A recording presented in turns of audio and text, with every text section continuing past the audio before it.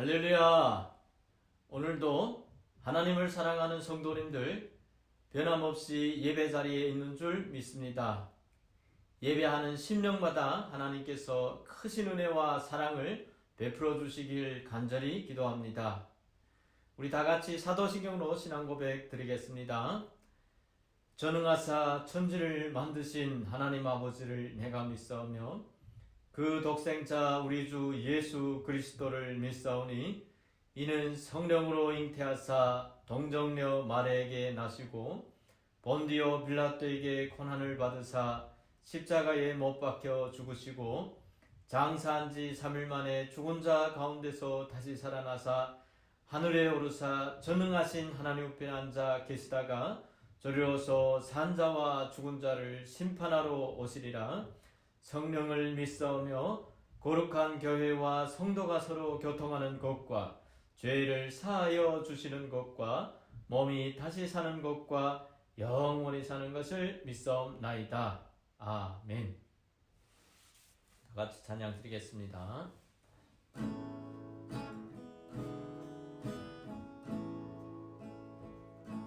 찬양하라 내 영혼아, 찬양하라 내 영혼아, 온 마음과 정성 다하여 주 찬양하라.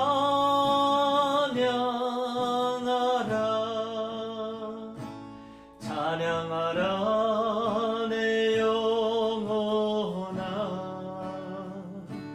찬양하라 내 영혼아, 온 마음과 정성 다하여 주 찬양하라.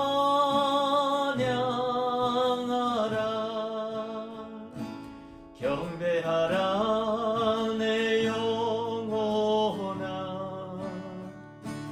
경배하라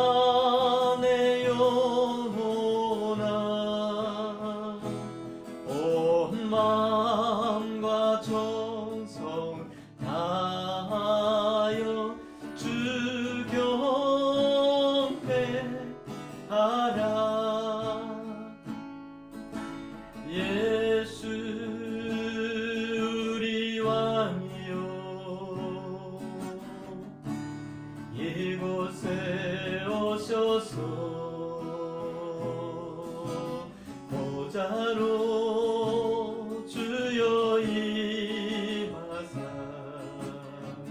찬양을 받아 주소서. 주님을 찬양하오니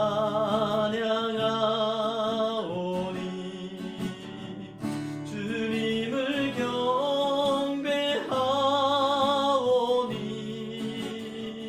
왕이신 예수님 오셔서 좌정하사 다스리소서. 예수 우리 왕이여, 이곳에 오셔서 보좌로 주여 임하사 찬양을 받아 주소서. 주님을 찬양하오니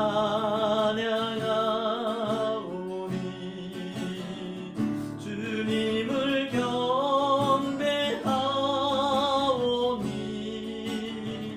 왕이신 예수님 오셔서 좌정하사 다스리소서.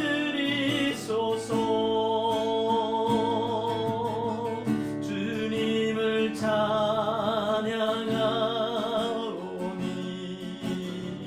주님을 경배하오니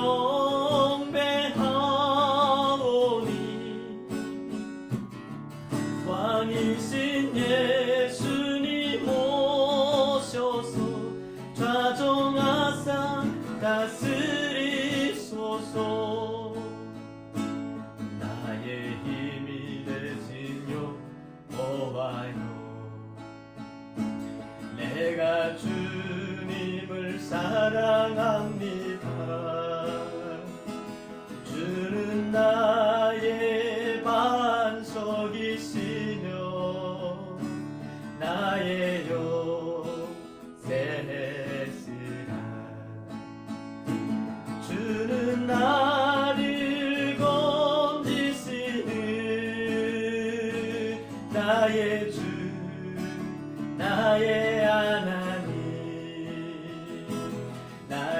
피할 바위시요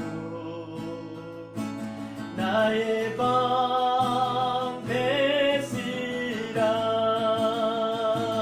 나의 하나님 나의 하나님 구원의 뿌리시요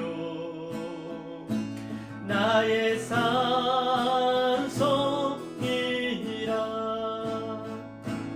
나의 생명이신 여호와여 내가 주님을 찬양합니다 주는 나의 사랑이시며 나의 의지시라 주는 나를 이끄시어 주의 길 인도하시며 나의 생의 목자 되시니 내가 따르리라 나의 하나님 나의 하나님 생명의 면류관으로 내게 씌우소서 나의 하나님 나의 하나님 그는 나의 여호와 나의 구세주 나의 하나님 나의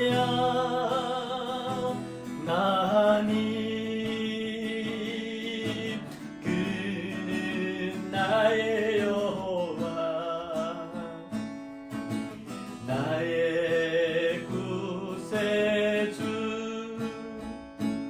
날 좋게 하신 피 보니 그 사랑 한없네 살 동안 받은 사랑을 늘 찬송하겠네 늘 찬송하겠네 늘 찬송하겠네 살 동안 받은 사랑을 늘 찬송하겠네 날 좋게 하신 피 보니 그 사랑 한없네 살 동안 받은 사랑을 늘 찬송하겠네 늘 찬송하겠네 늘 찬송하겠네 살 동안 받은 사랑을 늘 찬송하겠네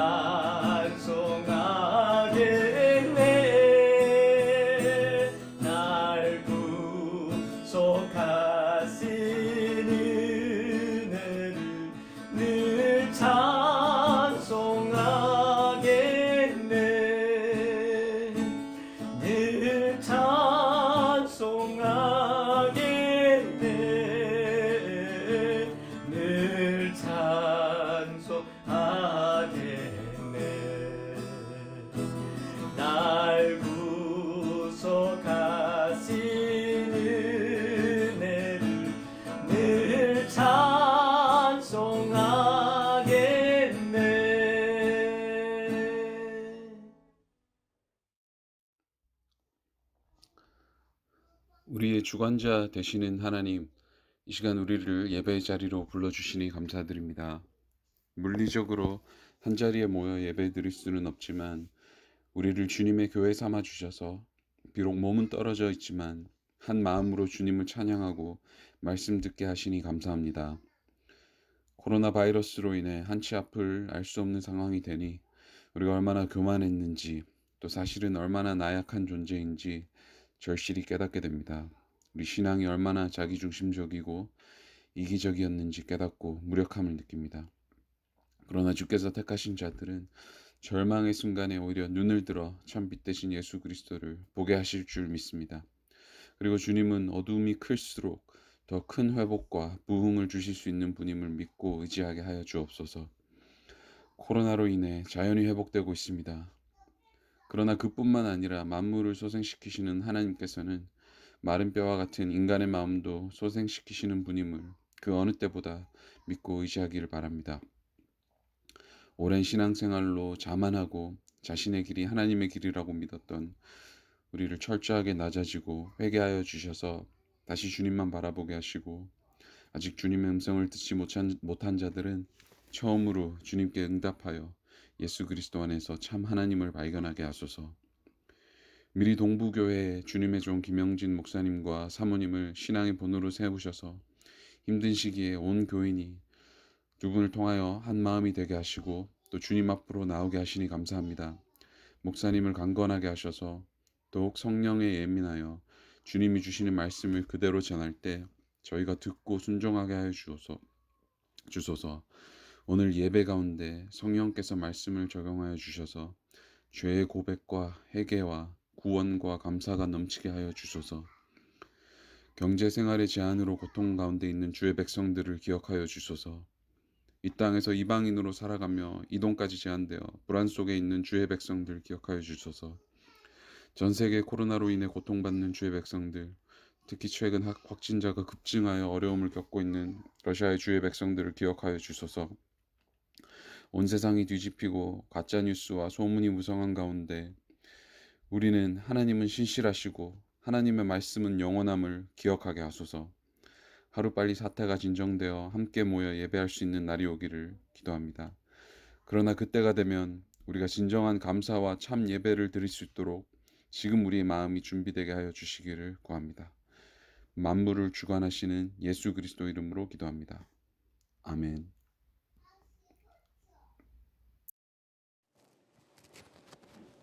할렐루야. 하나님 아버지의 평강과 위로가 여러분의 가정과 하시는 일에 충만히 임하시기를 우리 주 예수 그리스도의 이름으로 축원합니다. 자가격리로 인해서 답답하고 어려우시겠지만은 주님의 말씀으로 위로를 삼으셔서 성령과 은혜로 충만하시기 바랍니다. 오늘도 우리가 비록 몸은 떨어져 있지만은 영으로 하나 되어 예배 드리는 우리에게 말씀으로 은혜를 주실 우리 주님을 찬양합니다. 자, 오늘 함께 나눌 말씀은 베드로전서 3장 8절부터 17절까지의 말씀입니다. 우리 다 같이 교독하시겠습니다. 제가 먼저 한 절을 읽겠습니다. 마지막으로 말하노니 너희가 다 마음을 같이하여 동정하며 형제를 사랑하며 불쌍히 여기며 겸손하며 악을 악으로 욕을 욕으로 갚지 말고 도리어 복을 빌라. 이를 위하여 너희가 부르심을 받았으니 이는 복을 이어받게 하려 하심이라. 그러므로 생명을 사랑하고 좋은 날 보기를 원하는 자는 혀를 금하여 악한 말을 그치며 그 입술로 거짓을 말하지 말고 악에서 떠나 선을 행하고 화평을 구하며 그것을 따르라. 주의 눈은 의인을 향하시고 그의 귀는 의인의 간구에 기울이시되 주의 얼굴은 악행하는 자들을 대하시느니라 하였느니라. 또 너희가 열심으로 선을 행하면 누가 너희를 해하리요. 그러나 의를 위하여 고난을 받으면 복 있는 자니 그들이 두려워하는 것을 두려워하지 말며 근심하지 말고 너희 마음에 그리스도를 주로 삼아 거룩하게 하고 너희 속에 있는 소망에 관한 이유를 묻는 자에게는 대답할 것을 항상 준비하되 온유와 두려움으로 하고 선한 양심을 가지라. 이는 그리스도 안에 있는 너희의 선행을 욕하는 자들로 그 비방하는 일에 부끄러움을 당하게 하려 함이라. 선을 행함으로 고난을 받는 것이 하나님의 뜻일진데 악을 행함으로 고난을 받는 것보다 나으니라. 아멘. 네, 오늘은 베드로전서 9번째 강해입니다.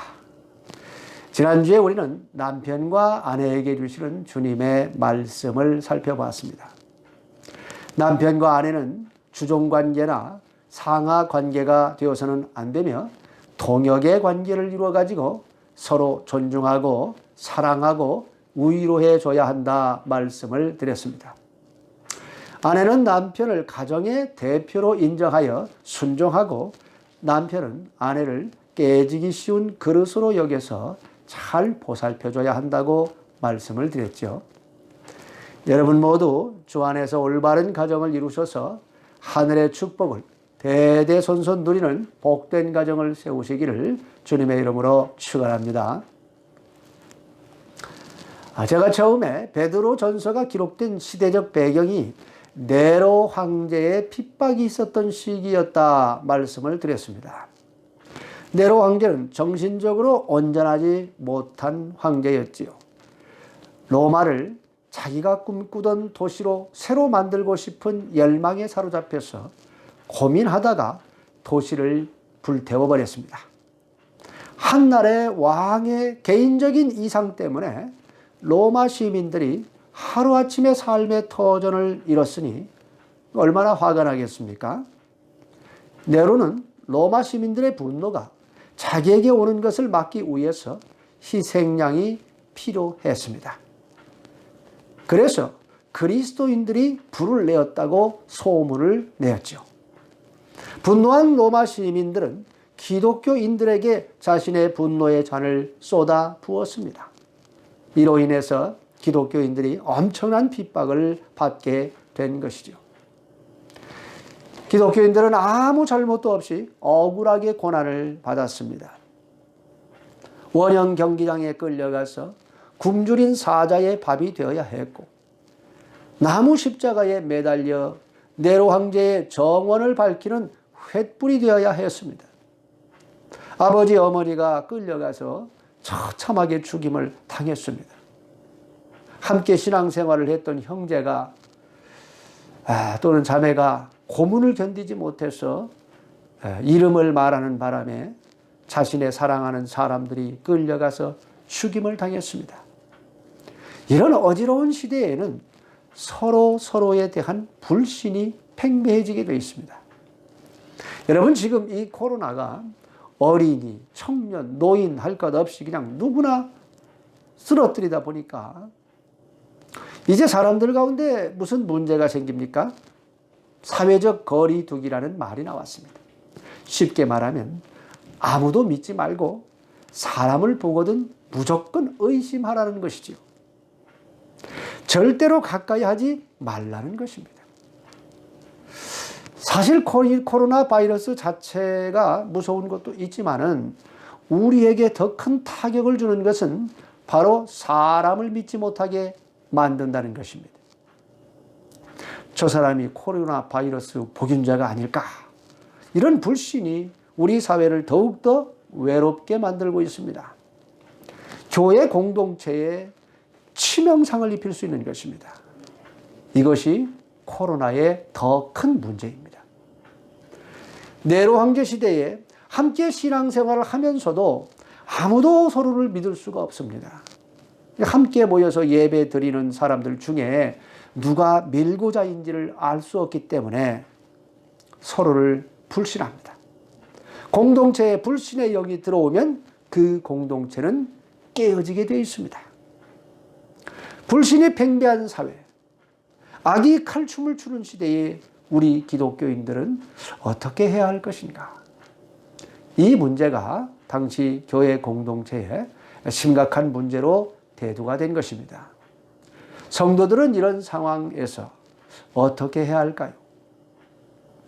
우리 다 같이 8절 말씀을 읽어 보시겠습니다. 마지막으로 말하노니 너희가 다 마음을 같이하여 동정하며 형제를 사랑하며 불쌍히 여기며 겸손하며. 아멘. 상황이 참 어렵고 현실이 참 복잡한 상태이니 이런 때일수록 주 안에서 서로 동정해주고 사랑하고 불쌍히 여기고 겸손하라, 그렇게 말씀하는 것입니다. 동정이란 말은 타인의 감정에 대해서 공감하는 감정의 정체성을 말하는 것입니다. 다시 말해서 형제가 배신을 했다고 비난하지 말고, 얼마나 고문에 시달렸으면 함께 신앙생활을 했던 사람들의 이름을 불었겠는가, 이해해 주라는 것입니다. 얼마나 힘들었으면 신앙을 버리고 떠났겠는가, 불쌍히 여겨주라는 것입니다. 그리고 그를 미워하지 말고 사랑해 주라는 것입니다.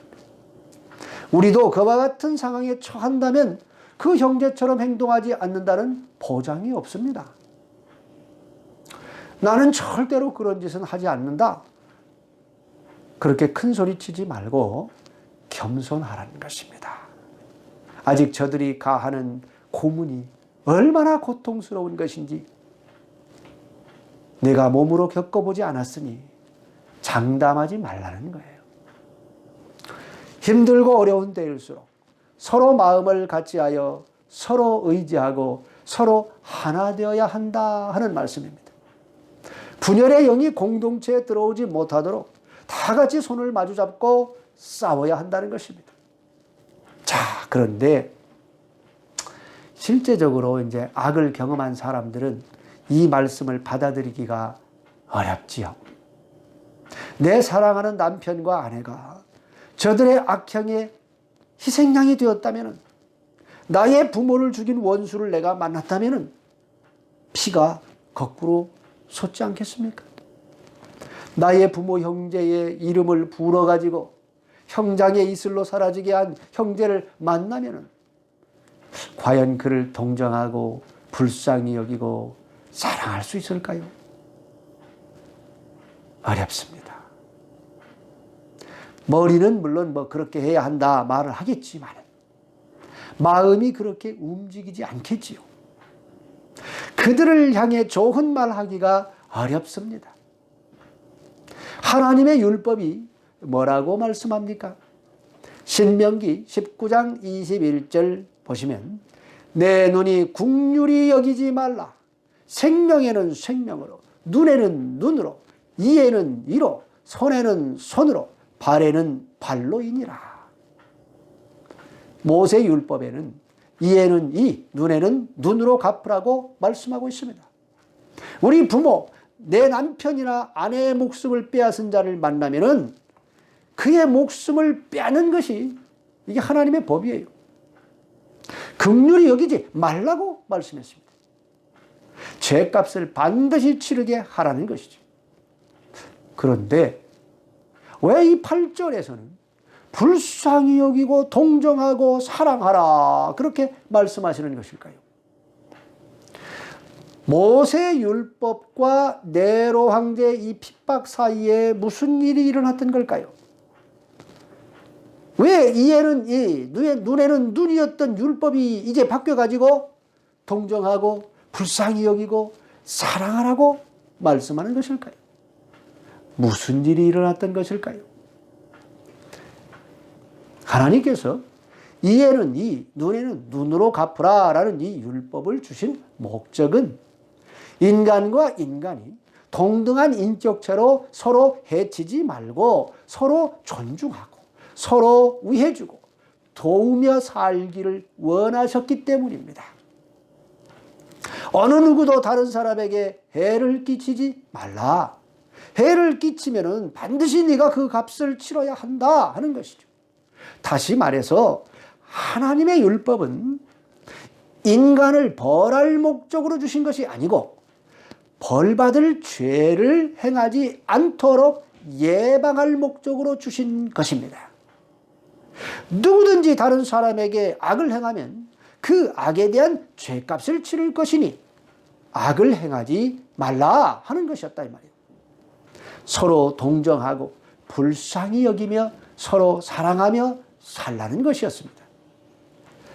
율법을 주신 하나님의 원래 마음은 그러니까 8절 말씀과 같다는 거예요. 그런데 인간이 이 이기적인 마음과 욕심과 정욕과 탐욕 때문에 다른 사람에게 악을 행하고 말았습니다. 악을 행했으니 또 그 악에 대한 값을 치르지 않을 수 없게 된 것이죠. 결국 이에는 이, 눈에는 눈이라는 이 악의 고리가 끊어질 수 없게 되었다 그 말입니다. 이것이야말로 저주의 사슬이 된 것이죠. 이 저주의 사슬을 끊어버리시기 위해서 우리 예수님께서 오신 것입니다. 예수님께서는 인간의 죄의 사슬이 자신을 향하게 하셨습니다. 예수님께서 이 땅에 오셔서 한 일이 무엇입니까? 인간을 동정하셨습니다. 인간이 죄인이기 때문에 죄를 행할 수밖에 없는 존재임을 아시고 불쌍히 여겨주셨습니다. 인간을 너무너무 사랑하셔서 당신의 몸을 십자가에 내어주셨습니다. 하지만 인간은 죄를 짓지 않으신 예수님을 향하여 악을 쏟아 부었습니다. 하나님의 말씀을 가르친다는 대제사장, 바리새인, 서기관, 사두개인, 율법사라는 그런 사람들은 자신의 권위와 명예와 부를 잃을까 두려워서 예수님을 십자가에 못 박으라 외치도록 무지한 백성들을 선동했습니다. 예수님은 이에는 이, 눈에는 눈이라고 하는 율법대로 죽임을 당한 것이 아니에요.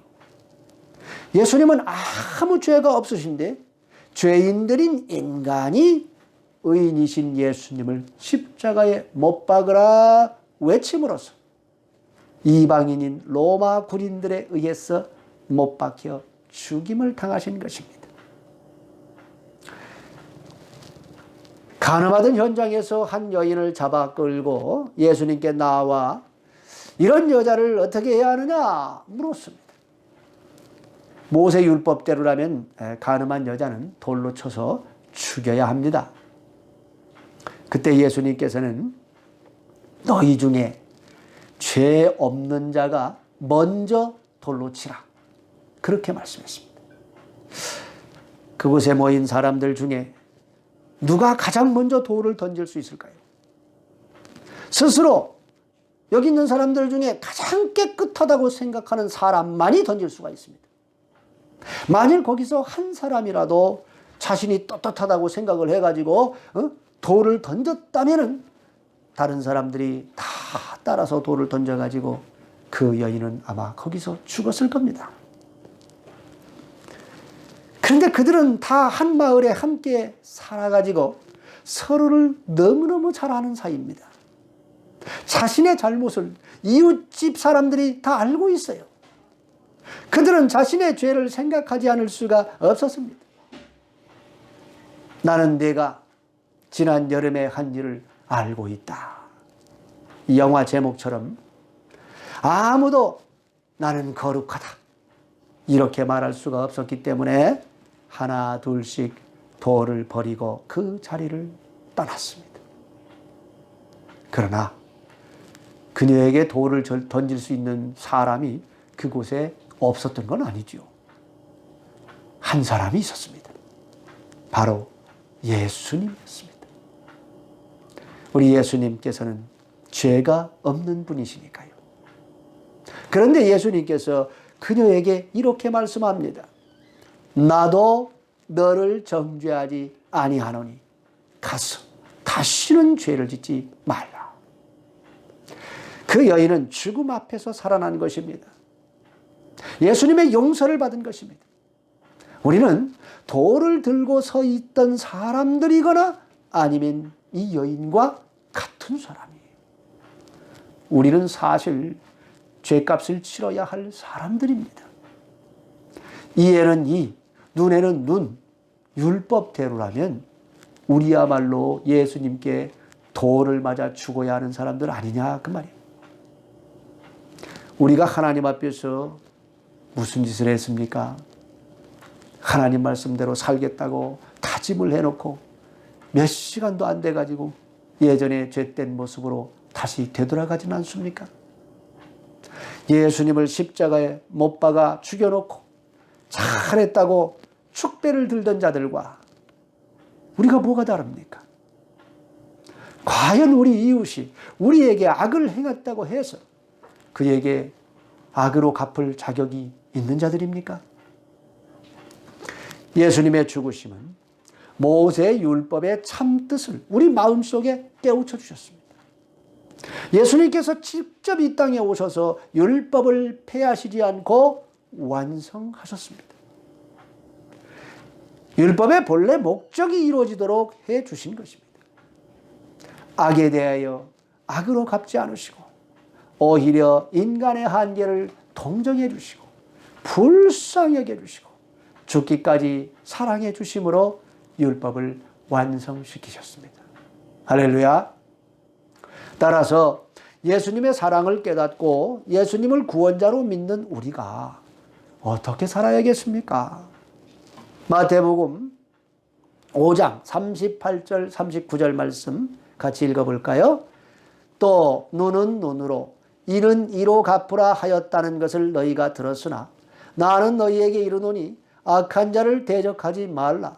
누구든지 내 오른편 뺨을 치거든 왼편도 돌려대며. 아멘. 우리가 왜 이렇게 살아야 합니까? 우리의 죄값을 예수님께서 대신 치러 주셨기 때문입니다. 인간과 인간 사이의 죄의 사슬, 악의 고리를 예수님께서 끊어버리시고 회복시켰기 때문입니다. 아멘. 자, 우리 다 같이 9절 말씀 읽어봅시다. 악을 악으로 욕을 욕으로 갚지 말고 도리어 복을 빌라. 이를 위하여 너희가 부르심을 받았으니 이는 복을 이어받게 하려 하심이라. 아멘. 주님께서는 우리가 악에 대하여 욕에 대하여 도리어 복을 빌어주는 자로 우리를 부르셨습니다. 왜 우리가 그렇게 살기를 원할까요? 왜 우리만 손해보며 살라는 것일까요? 왜 그래야 한다고 말씀합니까? 이는 너희가 복을 이어받게 하려 하심이라. 할렐루야. 주님께서는 우리가 다른 사람의 악의 포로가 되어가지고 괴로워하며 고통당하는 것을 원치 않으십니다. 우리가 다른 사람에 대한 분노를 풀지 못해가지고 복수심에 스스로를 망치는 그런 삶을 영위하기를 원치 않으십니다. 그로부터 자유하기를 원하십니다. 복된 삶을 살길 원하십니다. 용서하고 사랑하는 자만이 심령의 자유를 얻어서 복된 삶을 영위할 수 있기 때문에 그렇습니다. 여러분 혹시 마음에 누군가에 대한 서운함이나 악한 감정이나 원망하는 마음이 있다면 빨리 털어버리시기 바랍니다. 악한 감정의 포로가 되지 마시고 자유하시기를 주님의 이름으로 축원합니다. 자, 어떻게 하면 우리가 악한 감정에서 벗어날 수 있을까요? 가장 좋은 방법은 그 사람에게 복을 빌어주는 것입니다. 어렵지요. 그러나 의지적으로 입을 열어가지고 축복 기도를 해주시기 바랍니다. 그러면 여러분의 마음에 회복이 일어나요. 어떤 분은 아유 그 인간은 축복받을 인간이 아닌데 꼭 그렇게 해야 합니까? 이렇게 반문하고 싶을 겁니다. 하지만 주님께서는 너희가 어느 집에 들어가든지 평안을 빌어주라 하셨습니다. 만일 그 집에 있는 사람이 그 평안을 받기에 합당하면 너희가 빈 평안이 그 집에 임할 것이고, 합당하지 않으면 너희가 빈 평안이 너희에게 돌아올 것이다 말씀하셨습니다. 복을 빌어주는 것도 마찬가지입니다. 손해날 것이 없다 그 말이에요. 누구를 만나든지 축복의 말 하시기를 주님의 이름으로 축원합니다. 자, 10절과 11절 말씀 우리 다 같이 읽어 보시겠습니다. 그러므로 생명을 사랑하고 좋은 날 보기를 원하는 자는 혀를 금하여 악한 말을 그치며 그 입술로 거짓을 말하지 말고 악에서 떠나 선을 행하고 화평을 구하여 그것을 따르라. 아멘. 주님께서는 화평하게 하는 자는 복이 있나니 그들이 하나님의 아들이라 일컬음을 받을 것이다. 그렇게 말씀했습니다. 그래서 할 수만 있다면 모든 사람과 화평하라 말씀하셨습니다. 이것이 하나님의 뜻이라는 것입니다. 10절 말씀에 좋은 날 보기를 원하는 자는 혀를 금하여 악한 말을 하지 말라고 말씀하고 있습니다. 시기심 때문에 다른 나라의 노예로 팔아먹은 형들 때문에 요셉이 얼마나 고생을 했습니까? 13년간 그런 혹독한 고통을 겪었습니다. 타양에서 11년간 남의 집에서 종살이 하다가 억울하게 누명을 써가지고 2년간 또 감옥에서 들어가 죄수 생활을 해야 했습니다.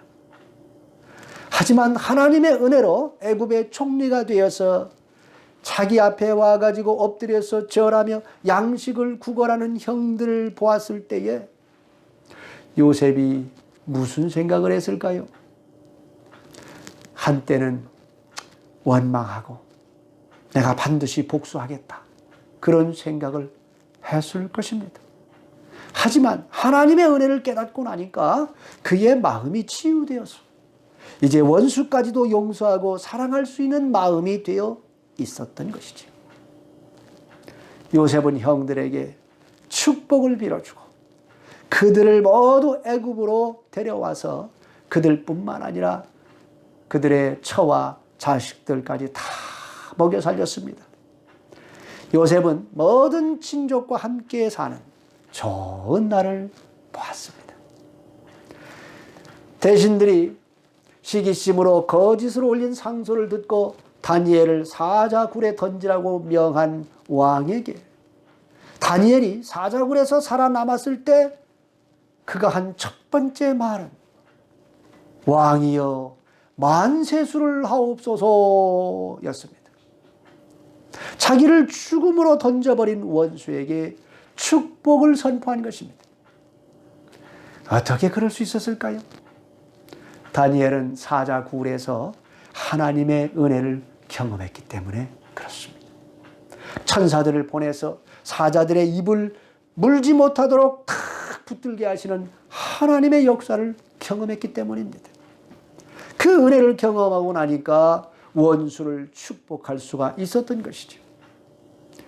이후에 다니엘은 더 높은 위치에 올라가서 좋은 날을 보았습니다. 자기를 죽이겠다고 추적해오는 사울 왕을 죽일 수 있는 기회가 2번이나 있었지만은 다윗은 하나님께서 기름 부어 세운 왕을 자기 손으로 죽이지 않았습니다. 원수 갚는 것을 하나님께 맡기고 축복을 빌었습니다. 그래서 그는 이스라엘 역사의 가장 위대한 왕이 되어서 좋은 날을 보았습니다. 사랑하는 성도 여러분, 여러분도 악한 말을 그치고 가는 곳마다 화평을 이루셔서 좋은 날을 보시기를 주님의 이름으로 축원합니다. 그래서 17절에 뭐라고 말씀합니까? 우리 다 같이 읽어볼까요? 선을 행함으로 고난받는 것이 하나님의 뜻일진데 악을 행함으로 고난받는 것보다 나으니라. 할렐루야. 혹 여러분이 악을 행해서 고난을 받게 되거든 빨리 회개하시고 돌이키시기 바랍니다. 그러면 우리 하나님께서 긍휼과 은혜를 베풀어 주실 것입니다. 하지만 선을 행하여 받는 고난이라면 오히려 기뻐하시기 바랍니다. 의를 위하여 핍박을 받는 자는 복이 있나니 천국이 그들의 것이다 말씀하셨습니다. 할렐루야. 자, 다 같이 12절 말씀 읽어보시겠습니다. 주의 눈은 의인을 향하시고 그의 귀는 의인의 간구에 기울이시되 주의 얼굴은 악행하는 자들을 대하시느니라. 하나님 아버지께서는 항상 당신의 자녀들에게 관심을 두십니다. 주님도 마찬가지십니다. 주님의 눈은 의인을 보시고 주님의 귀는 의인들의 기도에 귀를 기울이십니다. 여기에 바로 우리의 희망이 있는 것입니다. 우리가 힘들고 어려운 삶의 순간에 하나님께서 우리를 버리신 것 같은 그런 순간에 우리 주님께서는 우리의 눈물과 고통을 다 지켜보고 계시며 우리가 고통 중에 올려드리는 우리의 탄식과 기도를 다 듣고 계심을 믿으시기 바랍니다. 또한 주님의 얼굴은 악행하는 자들을 대하신다 이렇게 되어 있는데 러시아 성경에는 주님의 얼굴은 악을 행하는 자들을 지면에서 멸절시키시기 위해서 대적하신다 그렇게 기록되어 있습니다. 한마디로 말해서 우리 주님께서는 주님의 자녀들에게 악을 행하고 괴롭히고 고통을 주는 자들을 절대로 잊지 않으시고 우리 대신 그들을 대적하여 싸워주신다 하는 말씀이에요. 할렐루야. 그러니까 우리는 원수 갚는 것은 우리 주님께 맡기고 악을 선으로 갚으면 되는 것입니다. 자, 13, 14절 말씀 읽어보시겠습니다. 또 너희가 열심으로 선을 행하면 누가 너희를 해하리요. 그러나 의를 위하여 고난을 받으면 복이 있는 자니 그들이 두려워하는 것을 두려워하지 말며 근심하지 말고. 아멘. 우리는 선을 행하기 위해서 열심을 내야 합니다. 우리가 선을 행하면 우리를 해하는 사람들이 없겠지요. 하지만 꼭 그렇지도 않습니다. 선을 행해도 세상이 우리를 미워하기 때문에 핍박이 올 수 있습니다. 그러면 우리는 복 있는 자입니다. 할렐루야. 그런데 악을 행하는 사람들이 두려워하는 것이 있다. 지금 말씀하지요? 그들이 무엇을 두려워할까요? 사람들이 가장 두려워하는 것은 죽음입니다. 아무리 악한 사람도 죽음은 두려워합니다. 사람이 한번 죽는 것은 정해진 바고 그 후에는 하나님의 심판이 있습니다. 그러나 우리는 죽음을 두려워할 이유가 없습니다. 우리 주님께서 사망 권세 깨뜨리시고 승리하셨기 때문입니다. 사망이 우리를 벌처럼 쏘아가지고 잠시 따끔하게 할 수는 있으나 우리는 주님과 함께 부활할 것입니다. 할렐루야. 자, 15절 말씀 다 같이 읽어봅시다. 너희 마음에 그리스도를 주로 삼아 거룩하게 하고 너희 속에 있는 소망에 관한 이유를 묻는 자에게는 대답할 것을 항상 준비하여 온유와 두려움으로 하고. 아멘. 우리는 예수 그리스도를 믿어 천국에 대한 소망을 가지고 이 땅에 사는 사람들입니다. 우리의 시민권은 이미 하늘에 있습니다. 믿습니까? 그래서 성령으로 거듭난 성도들은 늘 기쁨과 평강이 있습니다. 세상의 어려움과 환난 속에서도 희망이 있습니다. 그것이 얼굴에 그대로 드러나게 되니까 소망을 잃은 세상 사람들이 당신은 뭐가 그리 좋은 일이 있기에 이렇게 항상 웃습니까? 당신은 뭐가 그리 기쁩니까? 당신은 두렵지 않습니까? 그렇게 묻는 것이죠. 그때 온유함과 두려운 마음으로 우리 주님을 소개하면 되는 것입니다. 네로 황제의 핍박 속에서 기독교는 오히려 부흥을 했습니다. 원형 극장에서 굶주린 사자들을 앞에 두고 그들은 찬양을 부르며 기쁨으로 죽어갔습니다.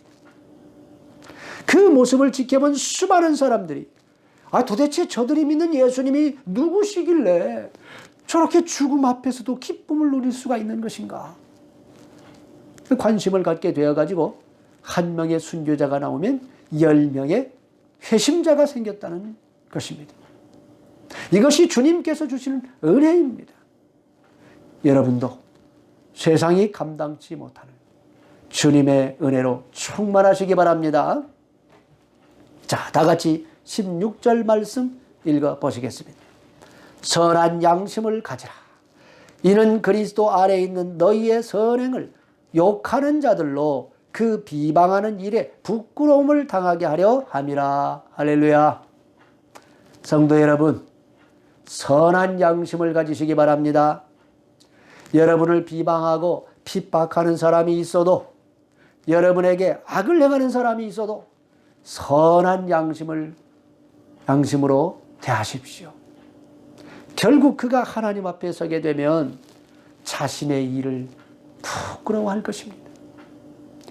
여러분 모두 예수님을 바라보시고 선으로 악을 이기시는 믿음의 사람들이 다 되시길 주님의 이름으로 축원합니다. 우리 다 같이 기도하시겠습니다. 하나님 아버지, 사람이 입술의 열매로 복록을 누린다고 말씀하셨습니다.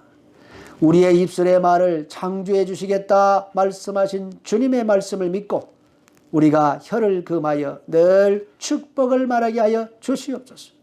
우리가 이 땅에 살면서 때론 우리의 실수나 오해로 인해서 관계가 힘들어질 때가 있습니다. 그럴 때마다 우리가 우리의 마음을 잘 다스려서 믿음의 고백을 하고 복을 빌어줄 수 있도록 우리들의 마음을 붙들어 주시옵소서. 코로나 재앙 속에서도 아버지 하나님께서는 만세전에 계획하신 하나님의 뜻을 이루어 나가시는 줄 믿습니다.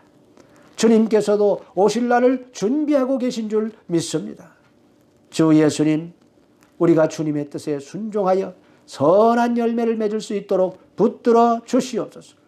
우리의 모든 상황을 지켜보시며 우리의 모든 기도를 듣고 계시는 주 예수 그리스도의 이름으로 기도합니다. 아멘.